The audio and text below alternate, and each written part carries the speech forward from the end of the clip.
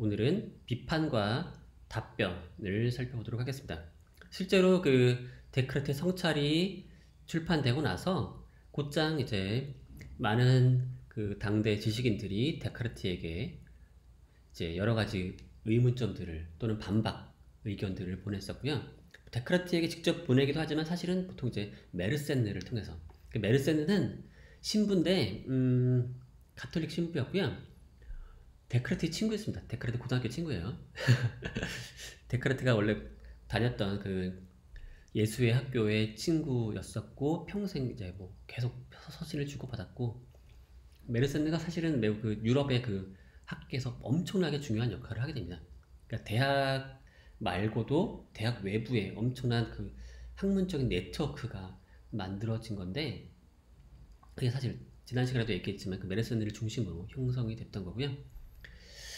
이제 그래서 그렇게 받았던 편지들을 모아서 다시 이제 그에 대한 답변을 달아가지고 이제 반론과 답변 뭐 이런 식의 부분을 이제 추가해서 성찰이 이제 재판이 출판이 됩니다.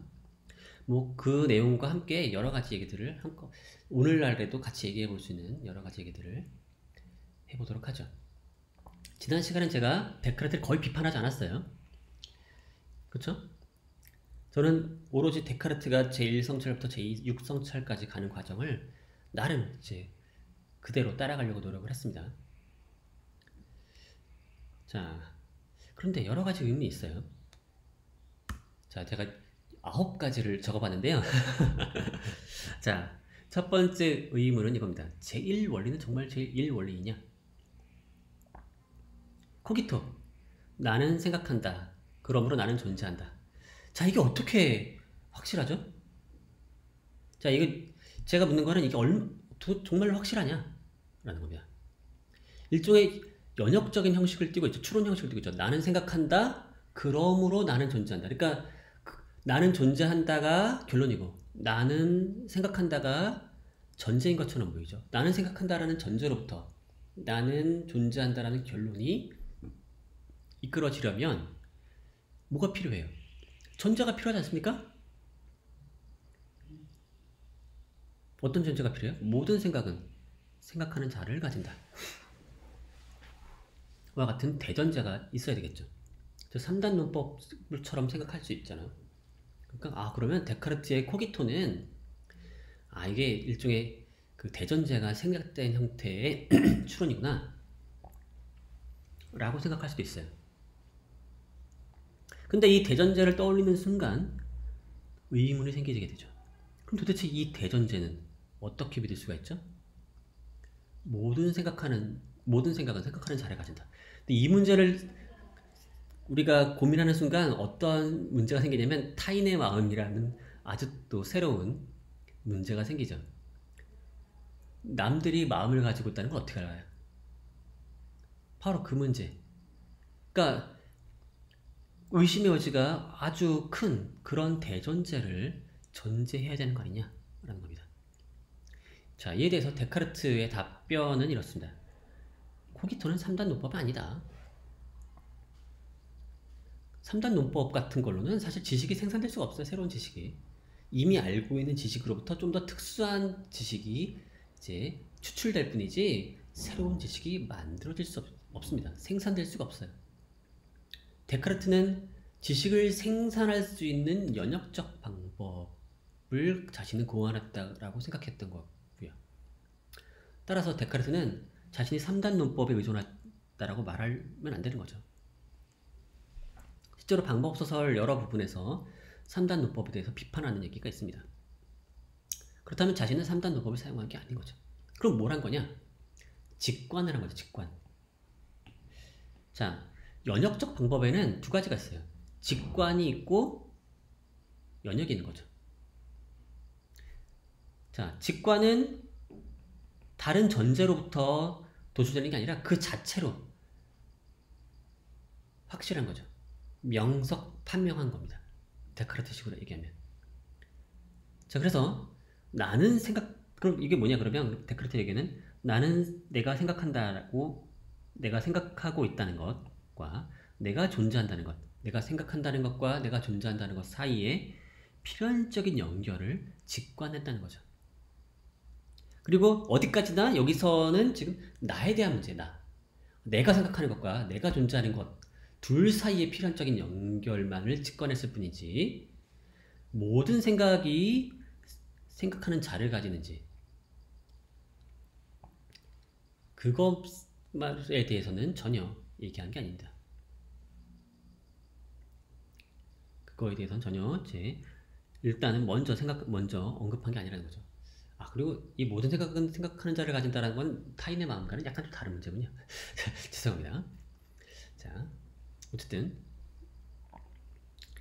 그래서 요 숨은 전제라고 할 만한 거는 요거는 그 인식의 순서를 따지면 인식의 질서상 코기토에 앞서는 게 아니라 코기토 다음에야 나중에 그렇다면 내가 이런 식의 내가 생각한다는 것으로부터 내가 존재한다는 게 이끌어져 나왔다면 결국 다른 생각들도 마찬가지겠구나.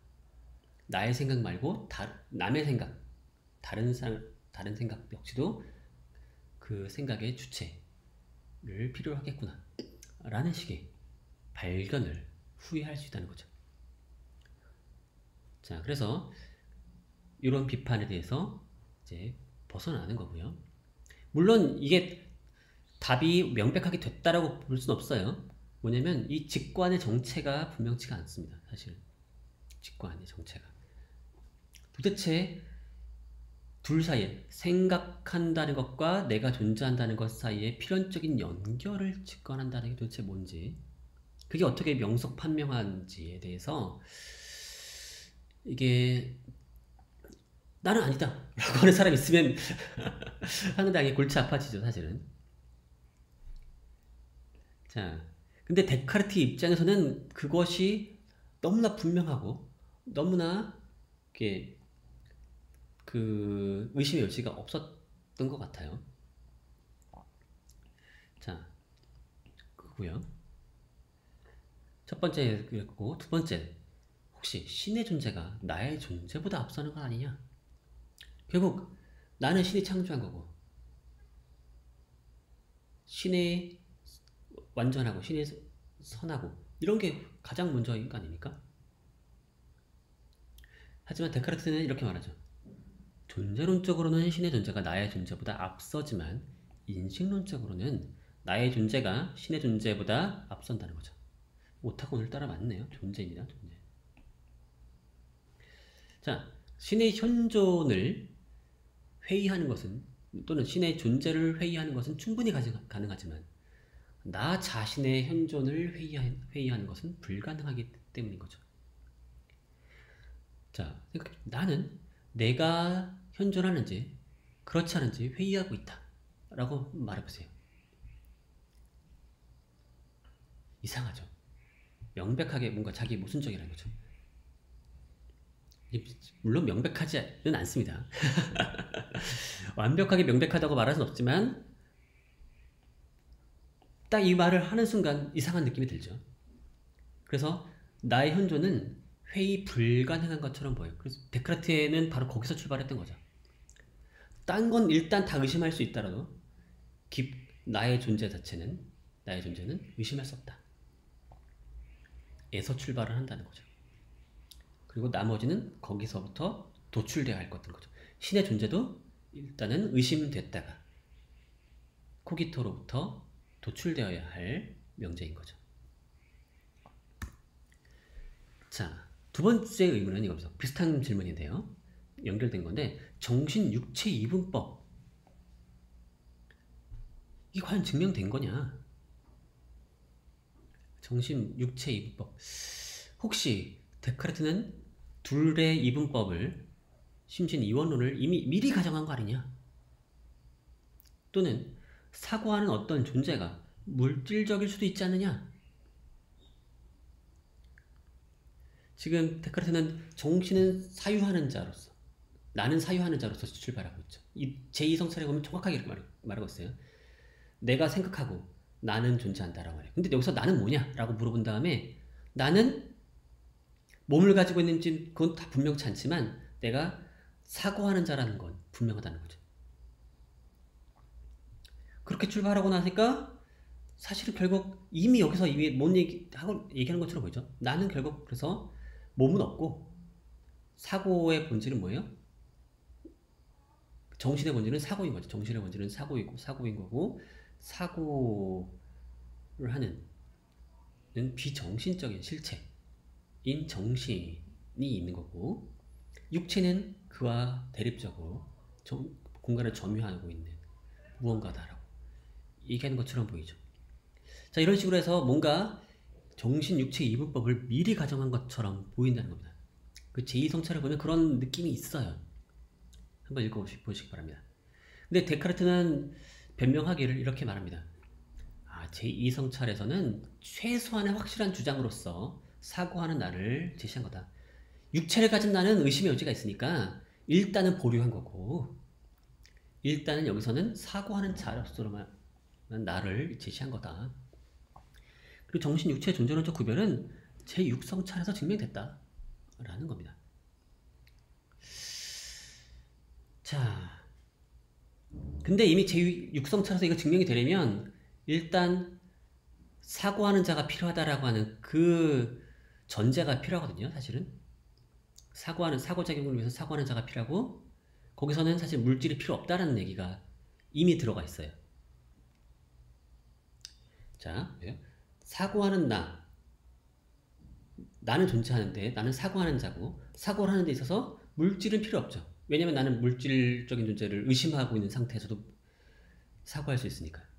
약간 그런 식의 뉘앙스로 증명을 하고 있는 것처럼 보이거든요. 제가 완벽하게 소화를 했는지 분명치 않지만 그런 식으로 저는 이해를 했어요. 나는 물질적인 존재를 물질을 의심하고 나의 몸을 의심하고서도 나는 사고할 수 있어요. 그러니까 사고할 때는 공간이 필요 없고 물질이 필요 없는 거죠. 근데 사고하는 자로서 필요하고 걔가 이제 정신이라는 거고 정신은 물질이 아닌 거죠. 약간 이런 이런 흐름인 것 같은데 근데 이게 애초에 정당화되지 않은 가정 아니냐. 사고작용을 위해서 사고하는 자가 필요하다라는 거. 이건 어쩌면 데카르트가 이것도 역시 바로 앞에서 문제랑 연결된 건데 이게 정당화가 되나요? 사고작용을 위해선 사고하는 자가 필요하다. 사고하는 주체 없이 사고작용이 생기면 안 되나요? 어쩌면 데카르트는 나는 생각한다라는 문장에 주어가 있죠. 나가 있죠. 내가 생각하니까 내가 존재한다라고 하는 일종의 그 문장의 형식 나는 생각한다에 나는이라고 하는 주어가 있으니까 그 문장의 형식에 현혹되었거나 아니면 스콜라적 실체 개념을 무비판적으로 수용한 것 아니냐라는 비판을 받을 수 있는 부분인 거죠. 실제로 오늘날 현대 철학자들은 이 부분을 아주 매우 심각하게 도전을 하고 있고요. 이 문제에 대해서.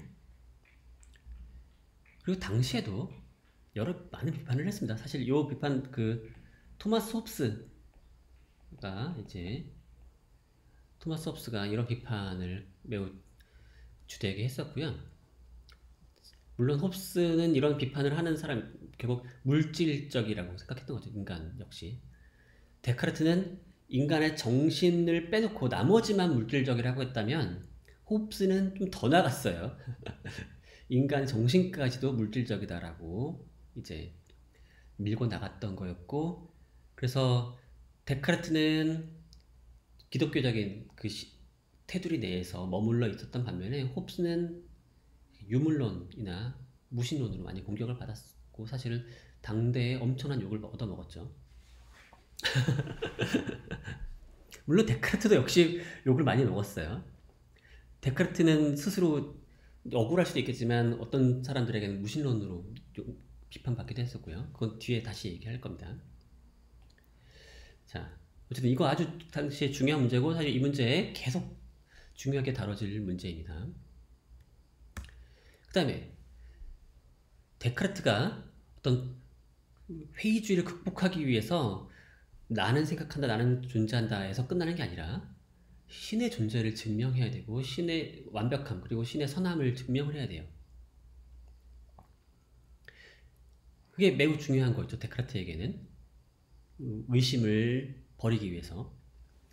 자, 과연 근데 그 신의 존재 증명 보면은 완전함에 대한 관념을 우리가 가지고 있다라고 하는 데서 출발하죠.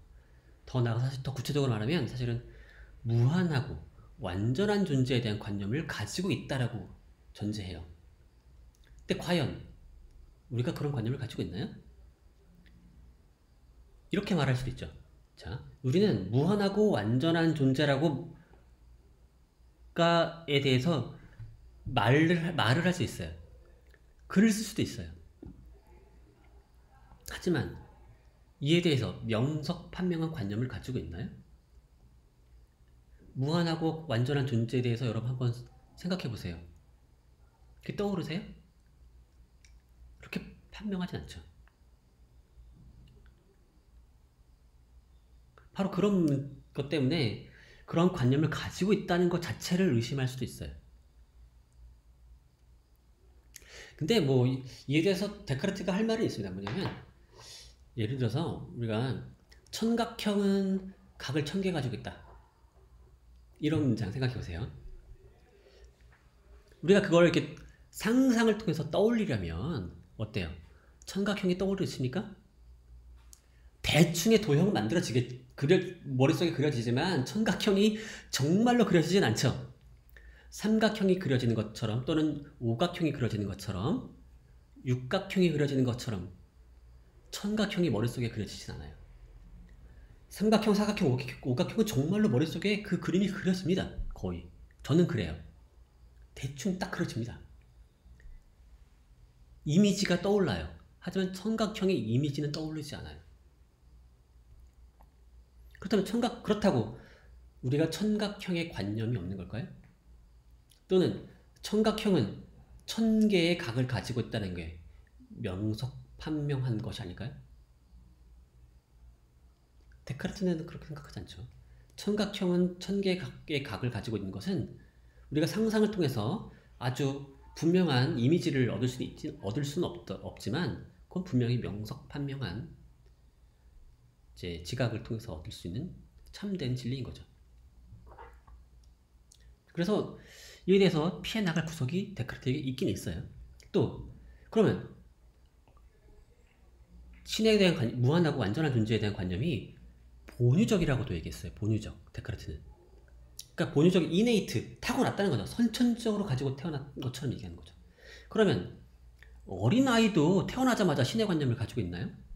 선천적으로 그걸 가지고 있는 걸까요? 자, 이것도 골치 아픈 문제인 거죠.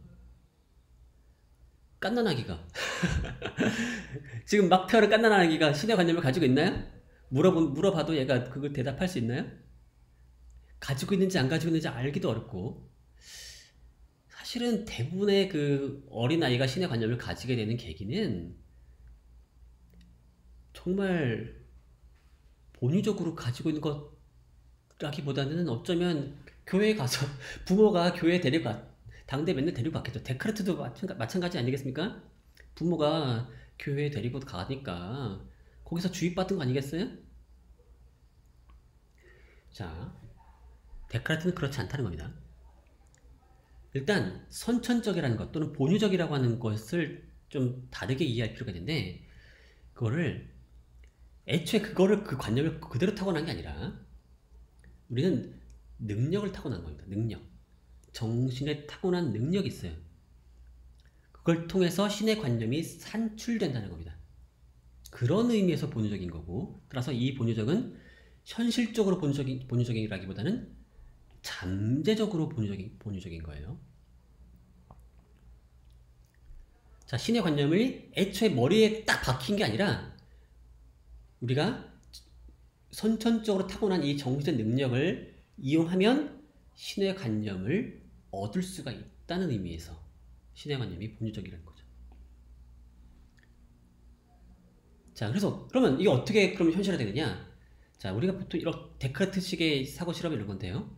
나보다 더욱 선하고 더욱 위대한 어떤 것을 끊임없이 동경하는 존재로서의 나를 우리는 인식하게 되는데, 이러한 경향성을 가진 나는 결국 이러한 경향성 덕분에 잠재적으로 본적인 신의 관념이 현실화된다는 겁니다. 자, 그리고 그러면 물론 제가 여기서 하려고 하는 거는 데카르트를 다 디펜스 해주려는 건 아니에요. 제가 여기서 의도하고 있는 거는 데카르트가 원래 하고자 했던 의도, 어떤 사고, 방식, 그거를 좀 더 분명하게 전달을 해주려고 하는 겁니다. 비판을 하고자 한다면 사실 비판은 차고 넘치고 사실은 워낙 너무 쉬울 수도 있어요. 그리고 증명됐냐 안 됐냐 물어보면 사실 난 안 됐다고 느껴지는데? 라고 하면 그만일 수도 있어요. 사실은 사실 앞에서 했던 이런 데카르트의 증명들, 데카르트 증명했다 그러면 난 여전히 모르겠는데 이러면 그만일 수 있습니다. 사실은 이러면 그만일 수 있는데 그런 걸 하고자 하는 건 아니에요. 여기서는 그냥 일단 기본적으로 최대한 데카르트가 의도했던 바를 최대한 풍부하게 여러분들의 전달을 해드리고자 하는 겁니다. 자, 그 다음에 또 한 가지 신의 존재와 관련해서 또 재미난 문제가 있는데, 코기토랑 무슨 관계냐? 자, 신의 존재를 증명할 때 앞에서 보면은 불완전한 내가 완전성의 관념을 가지고 있다, 무한하고 완전한 존재의 관념을 가지고 있다라고 해서 출발했는데, 그게 코기토랑 무슨 관계죠? 데카르트는 분명히 얘기했죠. 제1원리로부터 출발하겠다라고 했죠. 제1원리는 뭐예요? 나는 생각한다, 그러므로 나는 존재한다죠. 근데 그거랑 무슨 상관이 있죠? 그냥 완전성의 존재에 대한 관념, 거기서부터 출발한 거 아닙니까? 내가 존재하는 거랑 무슨 관계예요? 관계가 있죠. 뭐냐면 여기서 이 증명의 출발점에 분명히 나는 생각한다, 그러므로 나는 존재한다가 들어있습니다. 왜 이렇게 오타가 많죠? 죄송합니다. 그러므로. 자, 이게 어떤 의미의 코기토냐? 완전한 것의 관념을 소유하고 있어요, 나는. 그러니까 나에 대해서 자꾸 내성을 통해서 자꾸만 들여다보는 거예요. 나를 들여다보는 거예요. 내가 어떤 관념을 가지고 있는지 하나씩 비교해 보는 거예요. 뭐 여기 핸드폰의 관념, 컵의 관념, 이런 걸 막 보고, 근데 그 중에 신의 관념도 있는 거죠. 신은 완전한 관념. 그리고 그 완전한 관념을 가지고 있다는 건 어떻게 하냐면, 또 내가 유한하다는 걸 알고 있고 내가 불완전하다는 걸 알 수 있어요. 그 관념에 비춰서 나 자신의 불완전성과 유한함, 한계 등을 의식하는 존재가 현존한다는 것으로서의 나는 생각한다, 그러므로 존재한다. 그게 신존재 증명의 출발점이라는 거죠. 정말로 그런 의심이, 나의 불완전성을 이미 성찰 2, 제2 성찰에서 하고 있었죠. 나 끊임없이 의심하죠. 오류가 있어요. 1성찰, 2성찰에서 한 게 결국 나의 존재뿐만 아니라 그 나의 어떤 성격까지도 보여주고 있죠. 나는 불완전해요. 나는 끊임없이 속을 수 있고 의심하는 존재예요. 나는 확실한 걸 추구해요. 바로 그런 걸 얘기하고 있잖아요. 맞죠? 그런 점에서 나는 불완전하고 유한한 거고, 근데 이건 왜 그렇겠어요? 내가 불완전하다는 것을 어떻게 알 수 있겠어요? 완전한 것을 알고 있기 때문인 거죠. 완전한 게 먼저 있으니까 내가 불완전하다는 걸 인식할 수 있겠죠. 이런 흐름인 겁니다. 그렇기 때문에 코기토가 여전히 제1원리로서 분명히 사용되고 있는 거죠. 활용되고 있는 거예요. 그러니까 제2성찰로부터 제3성찰로 연결이 나름 자연스럽게 이어진다고 볼 수 있는 겁니다. 데카르트의 입장에서는. 자, 네 번째 의문은 뭐냐? 순환 논증 아니냐? 순환 논증 아니냐? 그런 겁니다. 자, 데카르트가 하고자 했던 그 프로젝트는 뭐냐면, 데카르트 프로젝트는 명석판명하게 지각된 것은 참이다 라는 걸 말하고 싶어요. 그쵸? 이걸 제4성찰에서 얻어냈죠. 근데 이걸 얻어내기 위해서 뭐가 필요해요? 신의 존재 및 신의 선함이 필요해요. 그래서 신은 나를 속이지 않으니까 결국 내가 명석판명하게 지각한 것은 참이겠다 라는 걸 우리는 이제 보장받을 수가 있는 거죠. 자, 그런데 신의 존재 및 신의 선함은 어떻게 증명할 수 있죠? 어떻게 그게 보장이 돼요, 이거는? 여기서 이걸 증명할 때 결국 나에겐 신의 완전하다라는 명석판명한 관념이 있다는 점. 뭐 등등등. 그리고 그 증명 절차가 명석판명하다라고 하는 점으로부터 증명되는 거 아닌가요? 그러니까 신의 존재가 증명되려면 명석판명한 지각이 참이라고 하는 게 전제될 필요가 있는 거 아니냐? 라고 충분히 문제 제기를 할 수 있죠. 그리고 근데 문제는 뭐예요? 얘를 미리 전제할 수가 없죠. 왜 전제를 못해요? 제1성찰 할 때, 제1성찰에서 전능한 악령이 우리에게 자꾸만 속일 수 있다고 가정을 했었죠. 그럴 가능성이 있지 않느냐라고 데카르트는 이미 얘기를 했잖아요. 그래서 명석판명하게 지각된 것조차도 참이 아닐 수 있음을 얘기했기 때문에 결국 그걸 진지하게 고려하고 나면 신의 존재가 증명될 수 없는 거 아니냐. 그리고 그게 증명이 안 되면 결국 명석판명하게 지각된 것이 참이라는 것도 다시 얻을 수 없는 이런 문제가 있다는 겁니다. 물론 이걸 빠져나가시는 방법은 또 여러 가지가 있지만 이건 역시 그렇게 또 완전하진 않습니다. 궁금하신 분들 한번 또 찾아보시기 바라겠고요. 자, 5번째 의문. 이건 또 지난 시간에 얘기했던 건데 좀 더 상수를 해보겠습니다. 데카르트 오늘은 그 지난 시간에 우리 형이상 성찰을 하면서 형이상만 하니까 자연과학에 대해서 거의 얘기를 안 했잖아요. 근데 그 전에 방법소설이나 이제 세계 또는 뭐 철학의 원리 이런 데서는 자연과학에 대한 얘기가 어마어마하게 많은 그 분량이 어마어마합니다. 근데 거기서 과연 데카르트가 자신의 방법을 잘 지키고 있는 건지 의심스러운 부분이 한두 군데가 아니에요.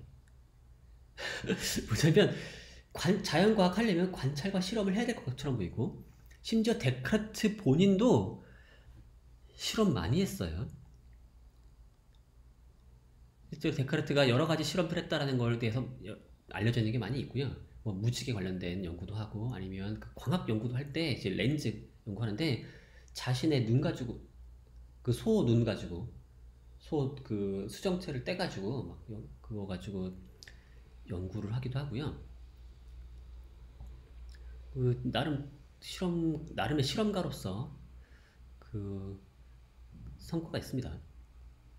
그러니까 그게 단지 아마추어적으로 물론 오늘날 입장에서 보면 다 아마추어지만은 그 당시 입장에서는 되게 획기적인 연구들을 해냈고 실제로 그 성과들이 있어요. 그러니까 그리고 실제로 또 당시에 당시에 대학에 있는 철학자들, 스콜라 철학자들을 비판할 때에도 이런 말을 많이 했어요. 경험적인 사실에 대해서 전혀 신경 쓰지 않는 걔네들 좀 이상한 애들이다. 당연히 우리가 자연의 진리를 알려면 감각 관찰을 해야지. 이런 얘기를 합니다. 그리고 자, 이에 대해서 데카르트가 어떤 입장인지 한번 더 살펴볼 필요가 있는데요. 자, 한 가지는 이미 성찰 6단계, 그러니까 6번째 성찰에서 얘기한 게 있어요. 뭐냐면 감각이 일말의 진리를 제공한다는 겁니다. 그리고 신은 속이지 않으니까 감각도 분명히 중요한 역할을 해요. 자, 그래서 감각을 긍정하고 있어요.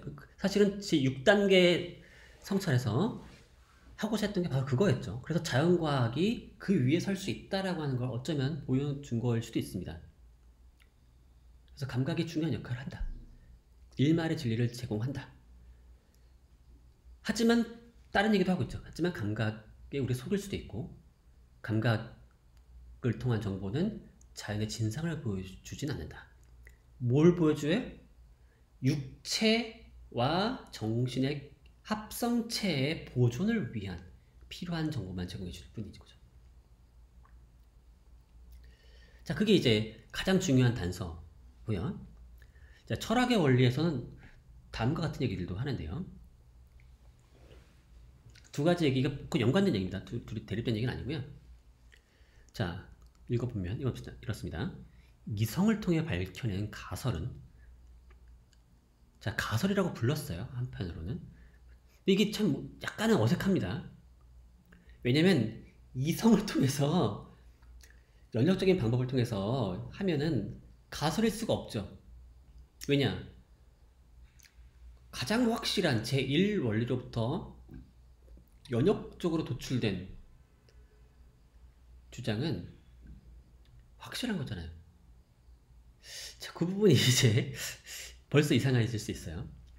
근데 이성을 통해 밝혀낸 어떤 가설이 있어요. 뭐 자연 법칙이 될 수도 있고 또는 세계의 구성 원리에 대한 여러 가지 일반적인 원리들이 있을 때 그 가설은 관찰에 의해 입증되는 것처럼 보이는 얘기가 있습니다. 뭐냐면 다음의 구절을 보세요. 완벽하게 제가 그대로 쓴 건 아닌데요. 개별적인 물적 사실들이 현존한다는 것은 관찰과 실험을 통해서만 알 수 있다. 자, 이걸 이성을 통해서 뭐 예를 들면 여기에 지금 연필이 있다고 하거나 여기 현재 컵이 있다거나 아니면 현재 뭐 자석이 존재한다거나 이런 것이 이성을 통해서 곧장 알려질 수 있는 건 아니고 그런 개별적인 애들이 존재하고 그게 어디 현재 배치되어 있는지 알려면 관찰과 실험이 필요하다. 그러나 관찰과 실험이 그 자체로 물리적 사실의 진상을 보여주진 않으므로, 자, 이건 방금 전에 얘기했던 거랑 같은 거죠. 그 감각은 항상 오류를 범한다는 점. 제1성질, 제2성질 부분에 계속 중요한 역할을 하는 겁니다. 보여주는 아니므로 이성은 그 관찰을 계기로, 요 관찰을 계기 삼아서 자석이란 게 있어. 그런 현상, 이 신기한 현상이 있네. 일단 거기서 출발해서 그 물적 사실의 참된 본성을 밝혀내야 되는 거죠. 겉보기에 보이는 현상, 이면에 숨어있는 참된 본성 또는 제1성질 같은 걸 알아내야 되는 거죠. 자석, 뭐 끌어당겨. 그러면 뭔가 서로를 당기는 그런 경향성이 있나 보다. 이렇게 얘기하면 이건 하수인 거죠. 물체가 가만히 있으면 이렇게 두면 아래로 떨어지네요? 그쵸? 이 물체는 무거우니까 아래로 떨어지는 성질이 있구나. 그거는 하수예요, 하수.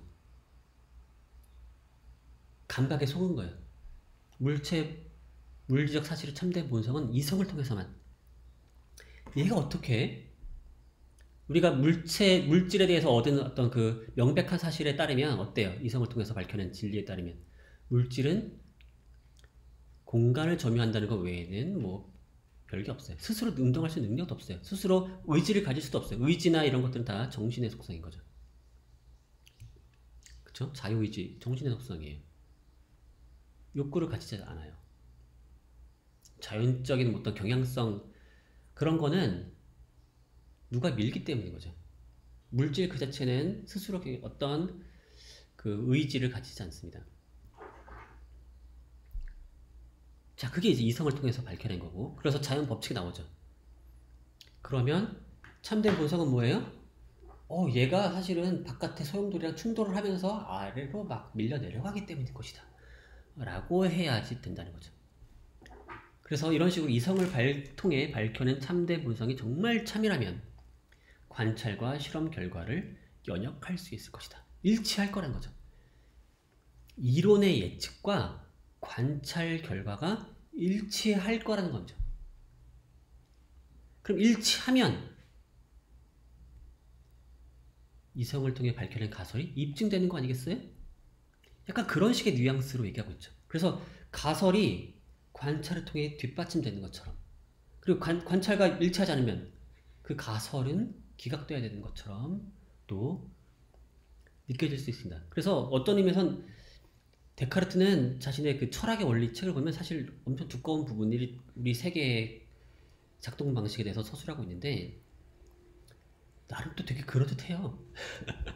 엄청 나름 그럴듯합니다. 바로 그렇게 자신만만하게 얘기할 수 있는 건 뭐냐면 엄청나게 많은 그 수많은 현상들이 나름 잘 설명된다는 거죠. 예측된다는 거죠. 물론 엄밀하게 보면 지난 시간에 제가 보여드렸듯이 지난 시간에 보여드렸듯이 안 맞는 부분도 되게 많았어요. 그렇기 때문에 또 이제 데카르트의 가설이 비판받을 만한 구석도 있었던 거고요. 근데 이걸 인정하게 되면 근데 결국 관찰이 가설을 입증하거나 반박하는 역할을 할 수 있는 것처럼 보이는 거죠.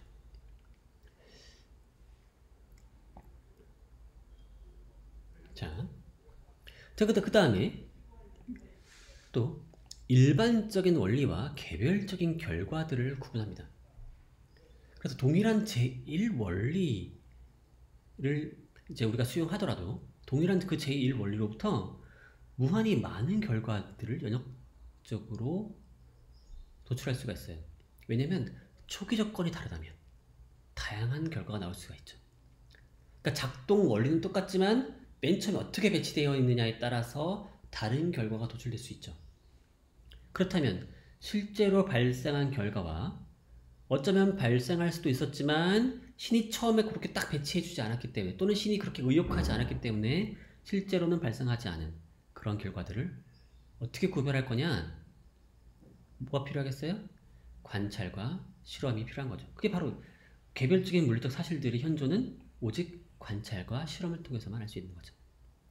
근데 그 이면의 원리는 이성을 통해서만 알 수 있는 거고. 그런 식으로 약간 역할을 구분한 겁니다. 자, 이렇게 이해하고 나면 여전히 데카르트가 강조하는 방법, 강조하는 게 나름 보여요. 뭐냐면 자연의 진상은 여전히 이성을 통해서만 알 수 있어요. 어떤 그것에 기반해 있는 어떤 미시적인 메커니즘, 눈에 보이지 않더라도 감각을 일단 무시하고 이성을 통해서만 이론을 꾸며내요. 그래서 자연 법칙 세계를 구성해내고 그걸 가지고 이제 이 세계의 작동 방식을 구현해내고 그걸 가지고 설명을 해내는 거죠. 바로 그렇게 해야만 자연의 진리에 접근할 수 있죠. 하지만 그렇다고 그걸로 모든 걸 다 할 수 있는 건 아니다. 개별적인 사실들은 이성만 가지고 그것의 현존을 알아차릴 수는 없다. 그래서 관찰과 실험이 필요하다. 하지만 그것은 어디까지나 계기에 불과한 거. 이런 현상이 있네? 도대체 이게 왜 이러는? 일종의 문제를 일종의 이렇게 볼 수 있어요. 관찰과 실험은 우리에게 문제를 제공해 주는 거지 해답을 제공해 주는 게 아닌 거죠. 그렇게 보면 나름 잘 이해될 수 있습니다. 근데 여전히 또 느낌이 이상하게 그 관찰이 단지 문제를 제공하는 것뿐만 아니라 관찰이 실험 이론 이성적으로 만들어 구성해낸 그 이론 또는 가설에 대한 입증 또는 반증의 역할을 할 수 있다는 것은 또 여전히 참된 지식의 심판자가 관찰한 것처럼 얘기하는 걸로 여겨질 수도 있는 거죠. 물론 또는 완벽하게 심판 역할을 하지 못하더라도 그 비슷한 역할을 하는 거 아니냐라는 그런 느낌이 없지 않아 있습니다. 그리고 만약에 이걸 또 진지하게 받아들이게 되면 데카르트는 자신의 연역적 방법을 부정하는 것처럼 또 느껴지기도 하는 거죠. 자, 그런 요소들이 숨어 있는 겁니다. 그래서 데카르트의 얘기를 잘 이해할 필요가 있는 거고요. 과연 데카르트가 관찰과 실험의 역할을 어디까지 인정하고 있는 건지 분명치 않은 요소도 있고 나름 이제 데카르트가 하고자 하는 말의 의도 같은 것들은 분명히 또 느껴지는 것도 분명히 있고요. 자, 이번 이제 6번째 의문인데요. 자, 이것도 오늘날 아주 유명한 문제죠. 정신과 육체는 어떻게 상호작용할 수 있느냐. 이게 왜 문제냐면 애초에 데카르트는 정신과 육체를 별개의 실체로 구분해버렸죠. 정신은 물질적이지 않고 육체는 전혀 정신적이지 않아요. 공통된 것이 전혀 없어요. 그렇다면 어떻게 상호작용을 할 수가 있죠? 어떻게 정신은 제 팔을 움직이게 할 수 있을까요? 어떻게 물질은 정신에게 이 물질적인 사물을 저에게 보이게 만들 수 있을까요? 이게 이상하다는 거죠. 정신과 육체는 아예 별개예요. 서로 독립적이에요. 독립적이란 완전히 독립적이라면 서로 상호작용할 수도 없죠. 정신이 물질적이지 않기 때문에 물질적 변화를 일으킬 수가 없겠죠. 데카르트의 자연 법칙에 따르면 물질적 변화는 오로지 뭐에 의해서만? 충돌에 의해서만 변화할 수 있어요. 정신이 어떻게 물질을 충돌시킬 수 있어요? 이상하죠. 그리고 물질은 서로 충돌할 뿐이에요. 공간상에서. 근데 공간에 없는 정신에게 어떻게 무언가를 어떤 관념을 만들어낼 수 있겠습니까? 그렇죠. 물질은 그저 공간을 점유하고 서로 충돌하고 있을 뿐이에요. 근데 어떻게 공간에 없는 정신에게 관념을 불러일으킬 수 있겠습니까? 데카르트의 그 송과 선 가설은 아주 임시방편의 답일 뿐이지 뭔가 제대로 된 답을 우리에게 전혀 제공해주지 않는 것처럼 보인다는 거죠. 자, 그리고 또한 물질과 정신을 이렇게 극단적으로 구별시켜 놓으면 그 중간에 동물은 뭐가 되는 거죠? 이런 것도 되게 심각한 문제가 될 수 있죠. 동물은 도대체 뭐냐? 동물은 인간이랑 비슷한 점도 있죠. 뭔가 스스로 생존 욕구도 있는 것처럼 보이고 생각도 조금 하는 것처럼 보이지 않나요? 근데 데카르트는 그 정신을 이라고 하는 걸 이성에 딱 초점을 맞춤으로써 인간만이 이성을 가지고 있고 그럼 이성이 쓴 건 뭐예요? 말을 한다는 말. 동물은 말을 못해요. 그러니까 동물은 물질적인 실체, 즉 기계라는 겁니다. 동물은 일종의 자동 기계예요. 그럼 동물도 기계고 그러니까 동물도 아주 정교하게 만들어진 일종의 기계일 뿐인 거고 인간의 육체도 기계예요.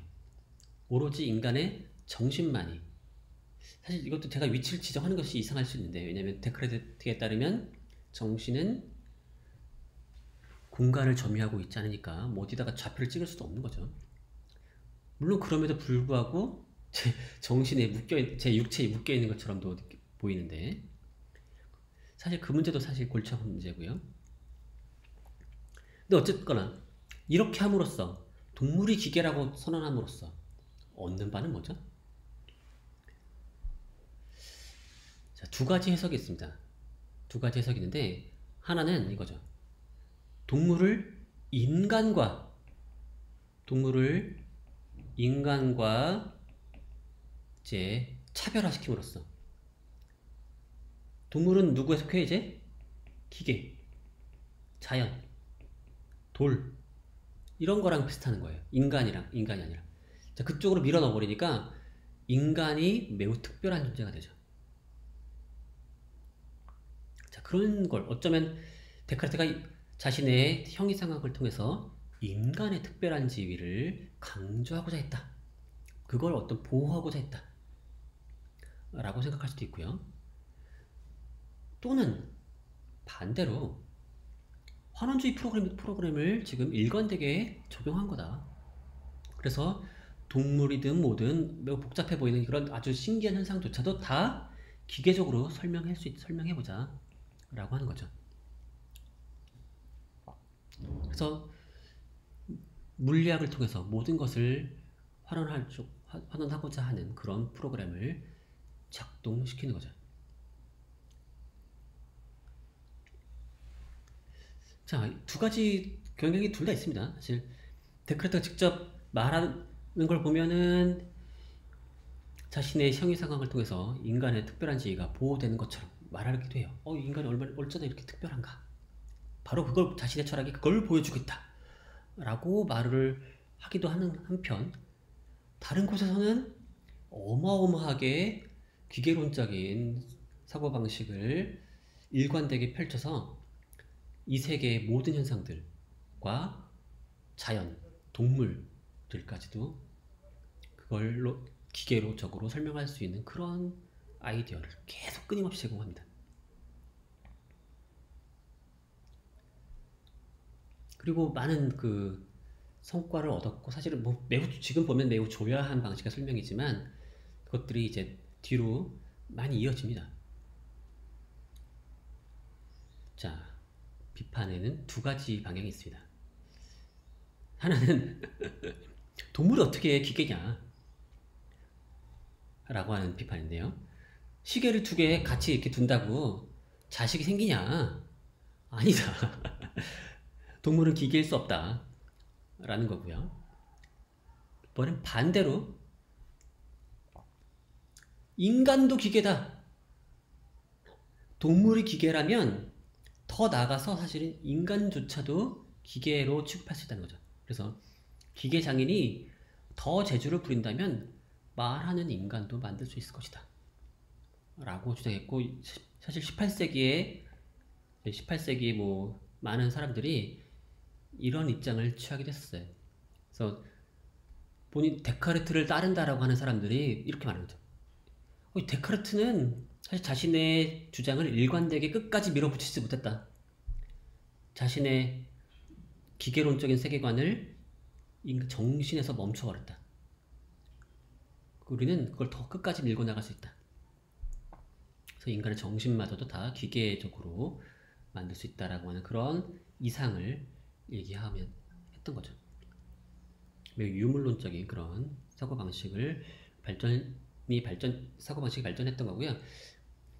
그래서 데카르트는 어떤 면에서 유물론에 대항하는 사람, 뭐 그런 대표자의 이미지가 있어요. 유물론에 대항하는 이미지가 있는가 하면, 한편으로는 유물론을 부추긴 그런 사람으로도 해석될 수가 있는 거죠.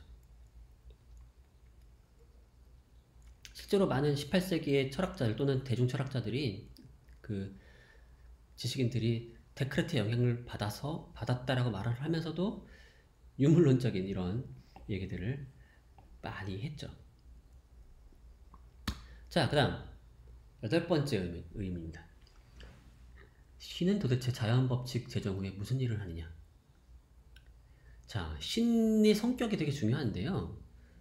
여전히 그 유럽 사회는 근대가 됐더라도 신이 매우 중요한 사회고, 교황의 권위는 상당히 떨어졌다 하더라도 이제 프랑스는 교황 그 기독 카톨릭이었고, 영국이나 뭐 다른 나라는 또 개신교가 개신교가 중요한 역할을 하게 됐지만, 여전히 같은 신이, 개신교가 믿는 신이랑 카톨릭이 믿는 신이랑 뭐 다른 게 아니잖아요. 그리고 그들에게 매우 중요한 것 중 하나는 신이 전지전능하다라고 하는 거고, 또는 뭐 기적을 행한다거나 다시 그 의례가 있죠. 의례. 뭐 예를 들면 포도주를 따르고 뭐 이렇게 뭐 먹고 하는 그런 제사 의식이 있죠. 매주 하는 그 미사 의식이 있는데, 그 미사 할 때 그게 하는 의미가 있는데, 그런 것들에 대해서 데카르트의 철학이 뭔가 이상하다는 거죠.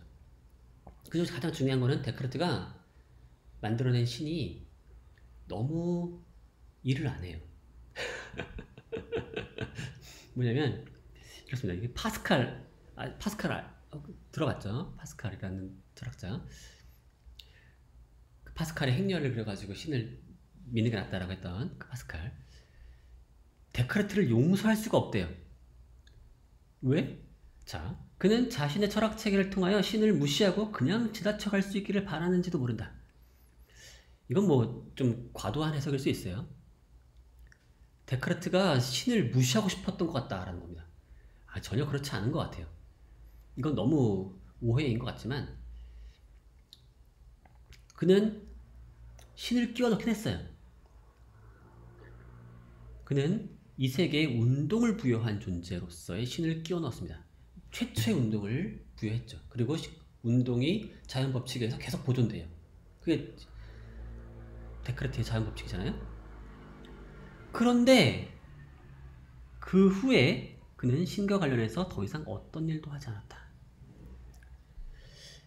자, 신이 전혀 기적을 행하지도 않았고 신의 명령에 기초해서 어떤 윤리적인 얘기도 하지 않았어요. 신기하게도 데카르트가 윤리학이 뭐 중요하다는 얘기를 몇 군데서 하긴 하는데 본인만의 윤리학의 체계를 만들어내지도 않습니다.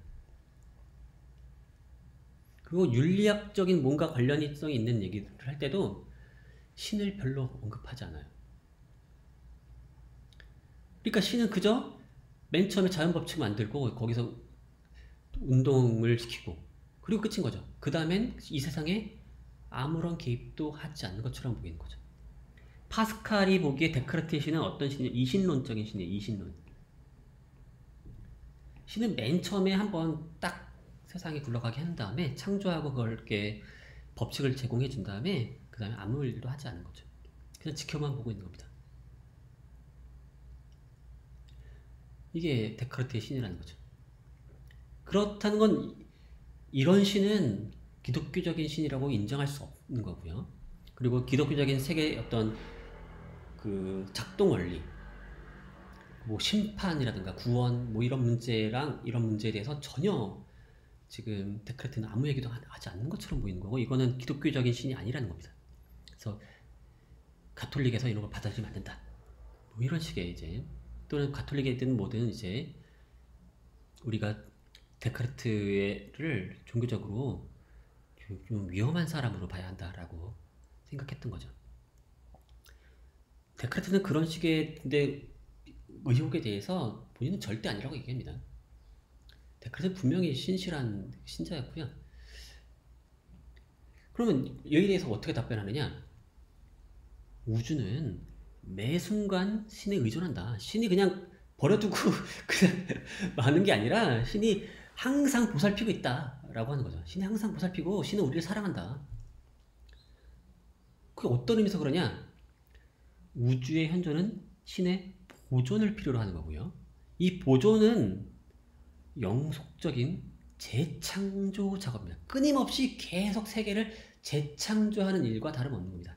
그런 의미에서 신은 끊임없이 계속 개입을 하고 있는 거죠. 이런 식으로 생각하면 버려두고 가만히 있는 신은 아닌 거죠.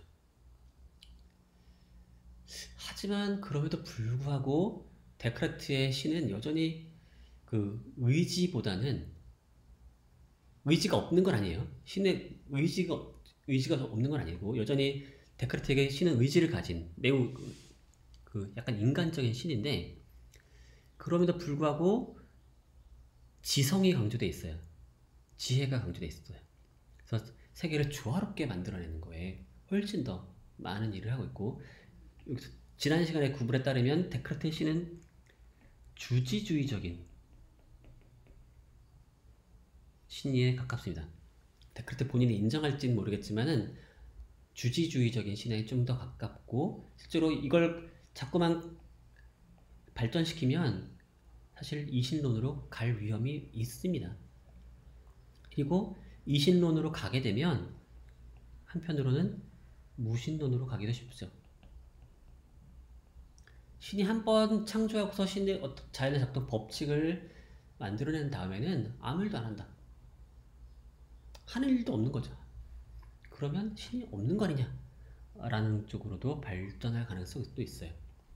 그래서 많은 그 주지주의적인 신관념을 가지고 있는 사람들이 이런 무신론을 부추겼다라고 하는 의혹을 많이 받습니다. 이것도 데카르트가 의도하지 않은 결과일 수도 있는데요. 자, 그 다음에 마지막 의문인데요. 자, 자, 의외로 또 이것도 시간이 많이 가요. 좀 지루할 수도 있을 것 같아요.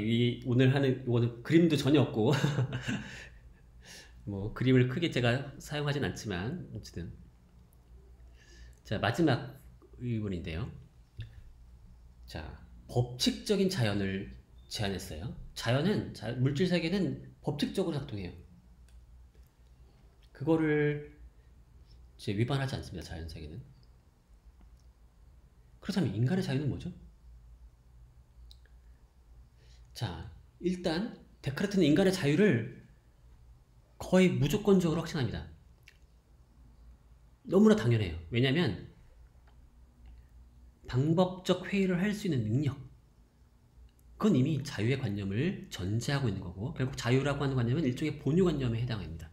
우리가 자유롭다라고 하는 것은 절대로 의심할 수가 없어요. 우리가 의심한다라고 하는 것 자체, 그게 일종의 자유인 거죠. 이럴 수도 있고 저럴 수도 있는 거죠. 자, 그러나 자연이 법칙적이라면 그 속에서 인간의 자유는 어떻게 구현될 수 있을까요? 자연과 자유가 살짝 대립하는 것처럼 보인다는 거죠. 자연은 법칙적이면서 항상 규칙적으로 작동해요. 미래가 예정돼 있어요. 반면에 인간의 자유는 그렇지 않아야 함을 얘기하는 것처럼 보이죠. 그리고 데카르트에 따르면 인간의 자유의지는 자연 바깥에 있습니다.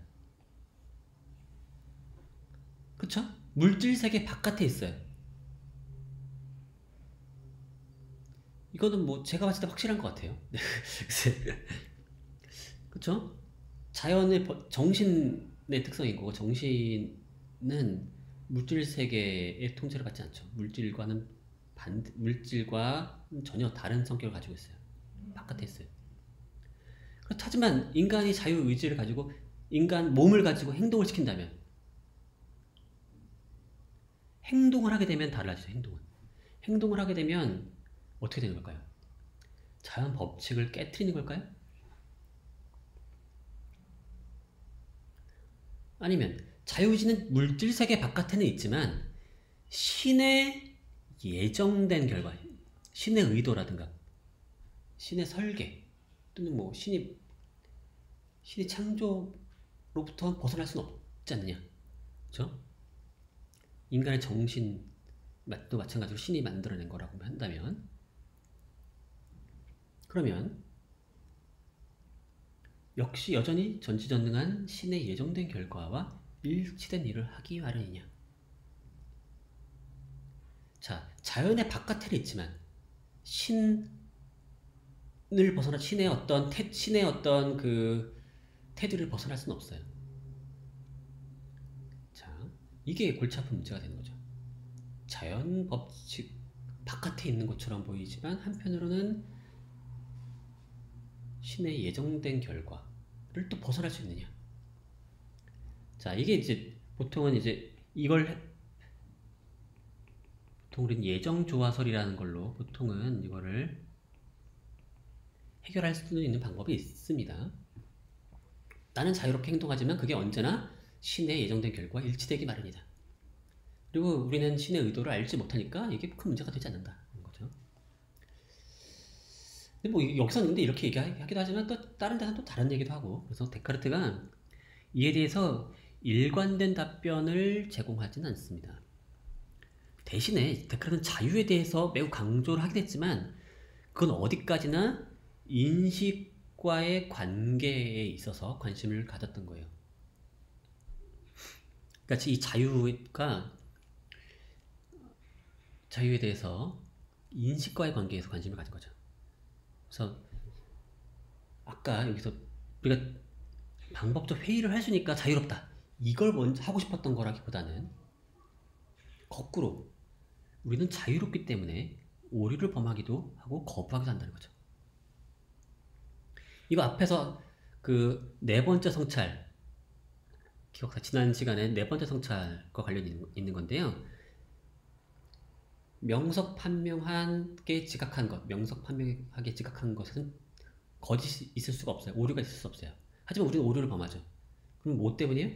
성급한 판단, 의지에 따른 판단 때문인 거죠. 자유의지에 따른 판단 때문에 오류를 범하기도 하고 거부할 수 있는 거죠.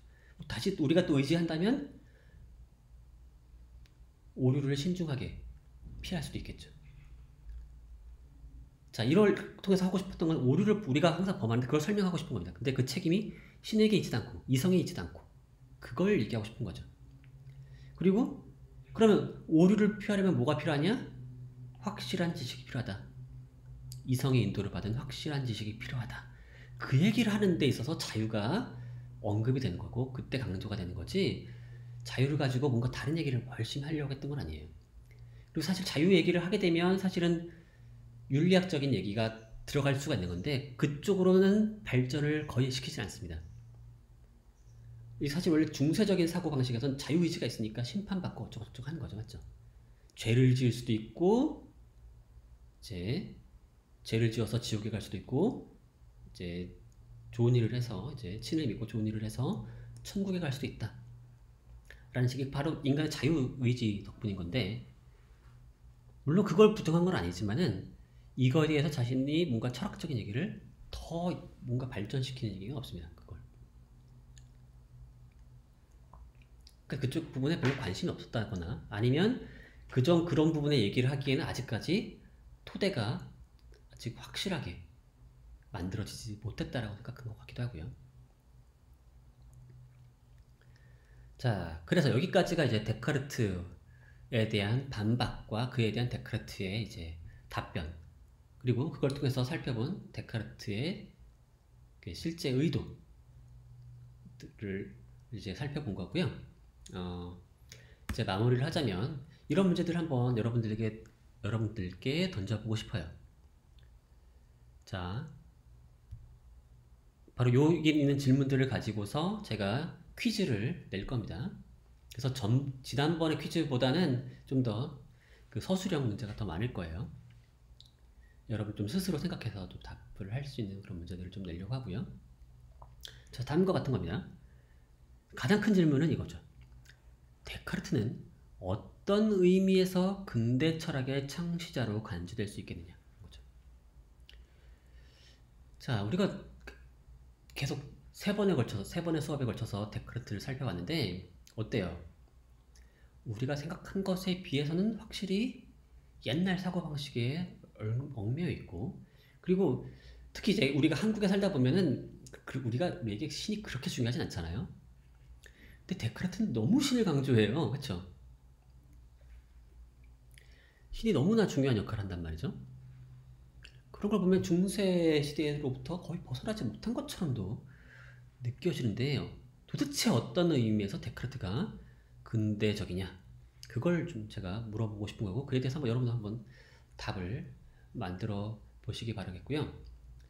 뭐 그걸 답하기 위해서라도 여러 가지 질문들을 좀 더 해볼 필요가 있는데, 데카르트의 방법과 수학적 방법의 공통점과 차이점 뭐냐? 과연 데카르트는 정말 수학적인 방법을 사용했는지. 분명히 수학으로부터 영감을 받은 건 분명한데 데카르트가 한 건 뭐 3단 논법도 아니고 그렇다고 수학의 그 증명도 좀 아닌 것처럼도 느껴지고 잘 애매하단 말이죠. 그걸 한번 생각해 보라는 거고요. 또 데카르트의 신과 중세의 신 사이의 공통점과 차이점 한번 생각해 보시고요. 또 데카르트는 합리주의자라고 보통 얘기하죠. 어떤 의미에서 도대체 합리주의자인가요? 반대로 경험은 아마 경험이 별 역할을 하지 않는다라고 생각하기 때문에 합리주의자처럼 생각될 수 있는데, 실제 경험은 지식의 생산에서 어떤 역할을 담당하느냐. 자, 이걸 이제 분명히 할 필요가 있고, 또는 데카르트가 근대 철학의 창시자라면 어떤 의미에서는 과거엔 다루지 않았던 새로운 철학적인 문제를 창안했고 그에 대한 탐구 프로그램을, 논쟁을 만들어냈다고 생각할 수 있죠. 그럼 도대체 어떤 새로운 철학적 문제를 창안했느냐? 자, 이런 질문들에 대해서 앞에 제 수업이 모종의 답을 제공한 것도 있고 제공하지 않는 것도 있습니다. 그러니까 한번 곰곰이 생각해 보시면서 퀴즈를 풀기 바라겠고요. 퀴즈는 제가 목요일까지 올려드리도록 하겠습니다. 자, 그러면 다음 시간에 뵙도록 할게요.